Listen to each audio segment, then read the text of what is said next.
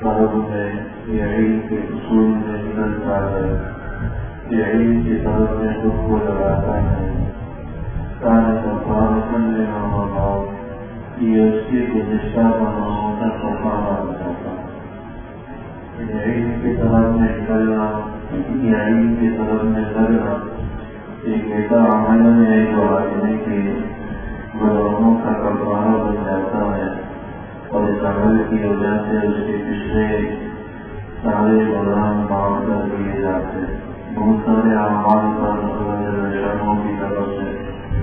گناہوں کی معافی کا وعدہ ہے، انہیں میں سے ایک گناہ ایک عمل وہ بھی ہے،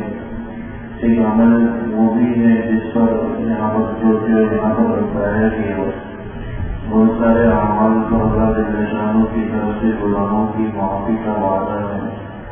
جیسا کہ وضو کرنے کے بارے میں آیا کہ یاد نہیں وضو کرتا ہے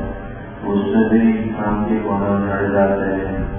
5 نمازیں ہیں، ایک نماز سے لے کر دوسرے نماز تک درمیان میں دورانیاں، یہ بھی گناہوں کی معافی کا ذریعہ بن جاتا ہے۔ ایسے ہی طلب علم میں نکلنا یا طلب علم میں لگنا کان کفارۃ لما مضى، یہ بھی آدمی کی گزشتہ گناہوں کا کفارہ بن جاتا ہے۔ یعنی اس کی وجہ سے بھی اس کے صغیرہ گناہوں کو ختم کر دیا جاتا ہے، اور اگر وہ توبہ اور استغفار کا اہتمام بھی کرے تو کبیرہ گناہ بھی معاف ہو جاتا ہے۔ یہاں یہ بات بھی نشین کر لی ہے کہ جن اعمال پر اللہ جل شانہ کی طرف سے گناہوں کی معافی کا یا گناہوں کے ختم ہو جانے کا وعدہ ہے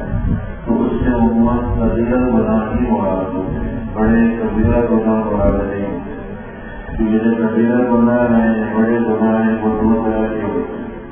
یا تو وہ گناہ ہوتے ہیں جس کا تعلق بندوں کے ساتھ ہوتا ہے، بندوں کے حقوق سے متعلق ہوتے ہیں، کسی کا مال لگایا ہوا ہے، کسی پر ظلم کیا ہوا ہے، اور کسی رشتے کو توڑا ہوا ہے، تعلقات کو توڑا ہوا ہے، والدین کی نافرمانی پیدا کی ہے۔ اسی طرح کچھ گناہ وہ ہوتے ہیں جس کا تعلق حقوق اللہ سے ہوتا ہے، یعنی اللہ کے شانوں سے ہوتا ہے، نمازیں ذمے میں نماز کو چھوڑنا یہ بھی کبیرہ گناہ ہوگا۔ کسی آدمی کے ذمے میں پچھلی قضا نمازیں ہیں، یہ کبیرہ گناہ ہے۔ ظاہر سی بات ہے کہ ایسے گناہ توبہ سے ختم نہیں ہوتے جب تک کہ ان کی ادائیگی کا اہتمام ہوتا ہے۔ زیادہ بندوں سے متعلق وہ گناہ ہے تو جب تک ان کی حقوق کی ادائیگی کا اہتمام نہیں کرے گا، کسی کا حق دبایا ہوا ہے تو اس کے حق کو ادا کریں، اور اسی طرح جو ہے والدین کی نافرمانی اللہ معاف کرے سزد ہوئی ہے تو ان سے معافی تلافی کرے، یا رشتے توڑ رکھے ہیں تو ان کو جوڑنے کی کوشش کرے اور معافی تلافی کرے۔ یہ جو لوگوں کے حقوق ہیں یا لوگوں کے معاملات ہیں یہ بھی بہت توبہ سے معاف نہیں ہوتے، ختم نہیں ہوتے جب تک کہ صاحب حق کو صحت ادا نہ کیا جائے، اس آدمی کو صحت نہ دے دیے۔ حقوق اللہ ہے کہ تعلیم یا جلسہ کی نماز ہے، کسی کے ذمے میں پچھلے سالوں کے روزے ہیں، رمضان کے فرض روزے،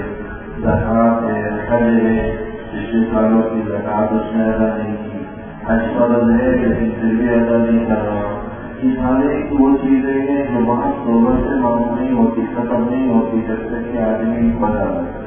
ہاں توبہ سے ہو جاتا ہے کہ ان کو ادا کرے، اور ادا کرنے کے بعد توبہ کرے تو جو ادا کرنے کا یا نہ دینے کا گناہ تھا وہ دل جاتا ہے، ضروری ہے اس کو ادا کریں اور اس کے ادائیگی کا اہتمام کریں، تب جا کر جو ہے یہ چیزیں ادا ہوتی۔ ہاں کچھ گناہ وہ ہیں جو بہت توبہ سے معاف ہو جاتے ہیں، آپ جیسے زبان سے جھوٹ کا اظہار، جھوٹ بولا ہے، جھوٹ بولا ہے یا غلط بیانی کی ہے، اور اگر اس سے کسی بچے کا حق متعلق نہیں ہے تو یہ توبہ اور استغفار سے معاف ہو گئی۔ تو اولاد کرنا کفارہ کرنے مطلب علم کرنا کفارہ کرنے مطلب جو علم کی طرف سے نکلتا ہے کرنا کفارہ کرنے مطلب اس کے گزشتہ گناہوں کا کفارہ ہو جاتا ہے۔ اس عمل کی وجہ سے اس کی گزشتہ پچھلے گناہ اللہ معاف کر دیتا ہے۔ معلوم ہے کہ آپ نے حدیث سے یہ مطلب بھی بیان کیا ہے کہ جو آدمی علم کی طرف میں نکل رہا ہے اور جب وہ علم حاصل کرتا ہے تو اس کو اچھے برے کی تمیز ہو جاتی ہے، جائز ناجائز کا پتہ چلتا ہے، حلال و حرام کا علم ہو جاتا ہے، گناہ کی نحوست یا گناہ کی بدکاری یا گناہ کی تباہکاریوں کا اس آدمی کو اندازہ ہو جاتا ہے۔ کہ اگر کسی بات چیز کا آدمی کو علم نہ ہو تو اس کی برائی کا یا اس کی قباحت کا بطوقات آدمی کو احساس نہیں ہوتا کہ کتنا بڑا کبھی عمل اسے سرزد ہو، کیونکہ علم ہی نہیں اس آدمی کو کہ گناہ کیسا ہے، اس کی قباحت کیسی ہے، اس کی برائی کیسی ہے۔ تو جب انسان علم میں لگتا ہے تو گناہ کی تباہکاریوں کا آدمی کو احساس ہوتا ہے، کون سا عمل گناہ ہے، کون سا عمل گناہ نہیں ہے، سب بھی جا کے پتہ چلتا ہے جب اسلام علم حاصل کرتا ہے۔ بہت ساری ایسی چیزیں جن کو برائی کی سمجھ سے پتہ ہی نہیں ہوتا کہ یہ عمل بھی گناہ ہے، پتہ ہی نہیں ہوتا کہ یہ بھی اللہ کے نزدیک جو ہے ناپسندیدہ عمل ہے، اس کے رسول کے نزدیک ناپسندیدہ عمل ہے۔ ایسے اعمال ہم کر جاتے ہیں 24 گھنٹے کی زندگی میں ہمیں پتہ ہی نہیں چلتا، لیکن جب آدمی علم کو اپنا دینا اور اپنا بچھونا بناتا ہے یا علم کی طرف میں نکلتا ہے اب اس کو پتہ چلتا ہے کہ یہ عمل درست ہے، یہ عمل غلط ہے۔ آج تک میں جو یہ عمل کرتا آتا رہا، آگے عمل درست نہیں تھا، مجھے نہیں کرنا چاہیے تھا، اور علم آیا۔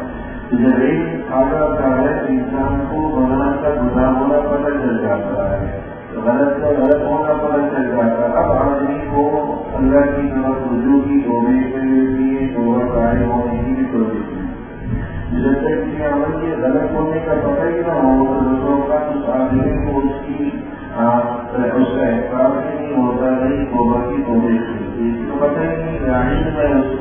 اس کو گناہ خبر ہی نہیں رہا، اس کی غلط ہونے کا اس کو انداز نہیں ہے۔ اور جب علم کی طرف میں نکل جایا تھا تو غلط سے غلط کا اور صحیح سے صحیح ہونے کی پہچان ہوتی، تب آدمی نہیں جانے دینا اس آدمی کو توبہ کی توفیق ملتی ہے تو استغفار کی توفیق ہو جاتا ہے۔ اس حدیث مبارک میں وہ مطلب ہوا ہے کہ مطالعہ علم وقارہ کفارہ کا زمانہ کہ جو علم کی طرف میں نکلا اس کا علم کی طرف میں نکلنا ہی ایسا عمل ہے کہ خود اس عمل کی وجہ سے اس کی گناہ دل جاتے ہیں، گناہ جڑ جاتے ہیں، گناہ معاف ہو جاتے ہیں۔ جہاں بھی اگر جیسا کہ لڑکیاں نے عرض کیا تھا، اس کے لیے ضروری نہیں ہے کہ آدمی مدرسوں میں داخل ہے، اس کے لیے ضروری نہیں ہے کہ انسان دور دراز سے سفر کرے، لمبے سفر کرے،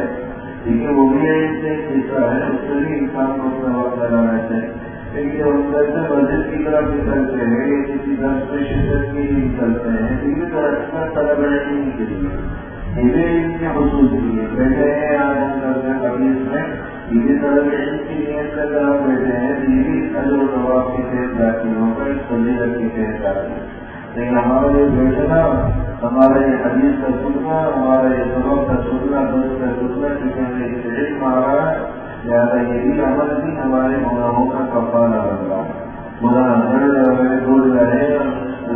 شاموں اخلاص کے ساتھ یہ بیٹھنا قبول ہوگا۔ اور دوسرا اس کا مطلب ہوگا جیسے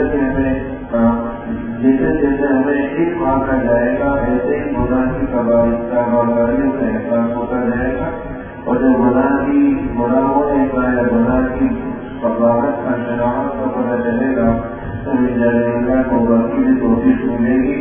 گناہوں سے اجتناب کی بھی توفیق ملے گی۔ لیکن جس کو حقوق کی احترام کی فکر ہوتی ہے وہ بندوں کے حقوق کا معاملہ کتنا سمجھیے، ہمیں حقوق کا احساس نہیں ہوتا، کسی کا حق دبائے ہوئے ہے اور حق دبا کر ہم بیٹھے ہیں تو احساس نہیں ہوتا کتنا برا عمل ہے، کسی سے کام کیا ہوا ادارا دیا ہوا لیکن آزادی کرنے کا مجھے ہوتا ہے، ہمیں اس کی برائی کا سوال کا احساس نہیں ہوتا کہ کتنا اجر خطرناک عمل ہے یہ کسی کا حق دبا کر بیٹھ جائے۔ اور روایات کے اندر آئے کہ کسی کی مالش کے وقدر سے زمین دبا ہے، ایک مالش کے وقدر سے زمین دبا ہے، اس زمین کے وقدر 7 زمینوں کا کوپ اور 7 زمین کی گردن پر ڈال دیا ہے۔ ایک روپے کے مرتبے پر قیامت کے اپنی نیکیوں کو دینا پڑے، یہ ایسا خطرناک عمل ہے کہ حدیث کے اندر آیا کہ شہید جس کا مطلب اللہ کے نزدیک بڑا ہے اس کے لیے سارے بڑا موت ہو جاتے ہیں، لیکن اگر اس میں بھی کسی کا حق کروایا ہوا ہے، کسی کا قرض دیا ہوا ہے، اس کو ادا نہیں کر رہا تو وہ اس کے زندگی سے کام نہیں ہوگا۔ نفس کو بدل معاملہ کا تو ملے گی، بعض روایات میں تو ہے کہ آدمی شروع کر کے عمل کی یہ موضوع کی وجہ سے اس کو ادا نہ کرنے کی وجہ سے معاملہ رہتی رہتی اس کے بارے میں ایسا نہیں ہوتا کہ زندہ میں جائے گا کہ کہاں جائے وہ ایسا ہوا ہے کہ پوری زندگی اچھی آباد کی، لیکن وہ زیادہ سے جگہ سے لوگوں کے دبا کر بیٹھا تھا، اس کی وجہ سے پکڑ ہوئی، اس کی وجہ سے گرفت ہوئی اور اس کی وجہ سے کوئی معاملہ تھا۔ لیکن جب انسان کو ان چیزوں کا پتہ چل جاتا ہے تو اس کی زندگی کی فکر کرتا ہے تو وہ اس کے بارے میں اہتمام کرتا ہے۔ یہ حدیث مبارک کی دو مطلب ہیں جو علماء کرام نے بیان فرمائے۔ اللہ